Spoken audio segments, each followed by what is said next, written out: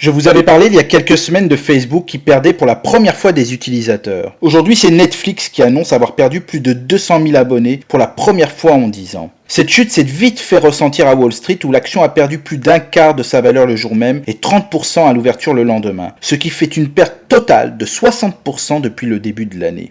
Au-delà de la concurrence de plus en plus importante avec Amazon qui a acquis des droits sportifs et qui produit de très bons films, séries et divertissements, Disney+ avec son catalogue inégalable, ou Apple qui a décroché le premier Oscar du meilleur film sorti sur une plateforme, Netflix avait jusqu'à présent donné l'impression de continuer sa progression de façon insolente sans se soucier de ses concurrents. Ces 200 000 abonnés perdus démontrent en fait que la politique tarifaire de Netflix est peut-être devenue caduque. Le service anticipe même de perdre jusqu'à 2 millions d'abonnés au prochain trimestre. Pour contrer ce phénomène et garder ses revenus, Netflix entend faire des changements drastiques de politique. Il faut comprendre que Netflix a bien étudié les raisons de sa perte d'abonnés. Le service précise avoir perdu 600 000 abonnés aux États-Unis et au Canada, principalement en raison de l'augmentation du prix qui est conforme à leurs attentes. Au mois de janvier, Netflix a annoncé une augmentation du tarif en Amérique du Nord, faisant culminer son forfait le plus cher à 20 $ par mois au lieu de 17. Les augmentations de tarifs vont également bientôt arriver en France et en Europe. Un autre point qui conforte l'idée d'une baisse durable, en plus des abonnés qui se sont inscrits pendant le confinement, ou les 700 000 abonnés en Russie, pays où Netflix a cessé de travailler, ce qui a été constaté donc par Netflix est qu'ils ne pourront plus augmenter leur masse d'abonnés dans certaines régions à cause du partage de comptes entre utilisateurs.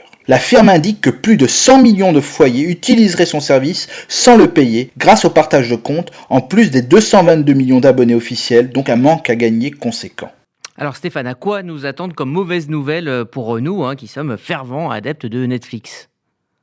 Je viens d'évoquer les utilisateurs clandestins. La plateforme envisage de mettre en place un système invitant les propriétaires de comptes partagés à payer un supplément leur permettant de rattacher un tiers à leur compte. Une autre mesure de taille, Netflix pourrait revoir complètement sa stratégie et faire ce qu'elle s'était jusqu'à présent toujours refusé d'envisager, faire appel à de la publicité. En effet, la plateforme devrait proposer une nouvelle offre, moins chère mais soutenue par des annonceurs, en plus de ses abonnements actuels. Même si ce ne devrait pas arriver du jour au lendemain, mais plutôt d'ici 1 an ou 2, le temps d'intégrer une régie publicitaire et de trouver le niveau de financement adéquat avec son service, reste à savoir quel prix sera proposé pour ce nouveau forfait, sachant que le prix les moins cher débute à 8,99 € par mois en France. Enfin, Netflix envisagerait de revoir ses ambitions à la baisse en ce qui concerne les dépenses nécessaires à la production des films et de séries. Netflix avait prévu d'investir plus de 10 milliards en 2022. Les décisions pour limiter la fuite des abonnés vont être scrutées avec attention ces prochaines semaines. En attendant, je vous encourage à écouter la chronique de Lise Barenbaum sur les séries le vendredi dans la matinale. À la semaine prochaine.